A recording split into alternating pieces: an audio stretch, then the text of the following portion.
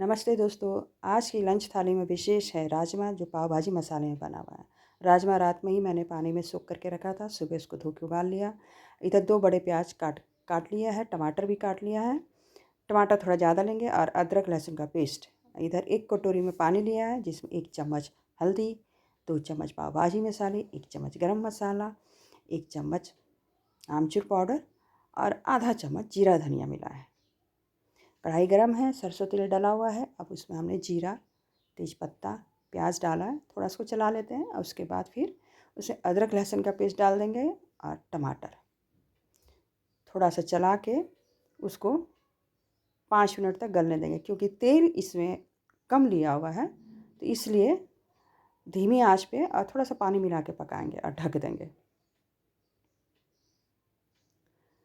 देखें दोस्तों, टमाटर प्याज गल चुके हैं अच्छे से। अब इसमें जो मसाला हमने पानी में भिगो के रखा था उसको मिला देंगे, थोड़ा सा और पानी इसमें डाल देंगे और धीमी आंच पे उस मसाले को 10 मिनट तक पका लेंगे। देखें तो मसाला हमारा लगभग तैयार हो चुका है। अब इसमें जो राजमा उबाल के हमने रखा हुआ है उसको पलट देंगे और स्वाद के अनुसार उसमें नमक डाल देंगे। कम नमक लेते हैं तो आप कम नमक डालिए। ढक देंगे और 10 मिनट तक धीमी आंच पे पकने देंगे। राजमा एकदम तैयार हो गया है। अब इसमें धनिया पत्ता जो महीन महीन काट के रखा हुआ उसको मिक्स कर लेंगे, इसमें चला लीजिए। आपका राजमा तैयार हो गया है। कम तेल में भी खाना तैयार हो सकता है, पानी का इस्तेमाल ज़्यादा करना पड़ेगा।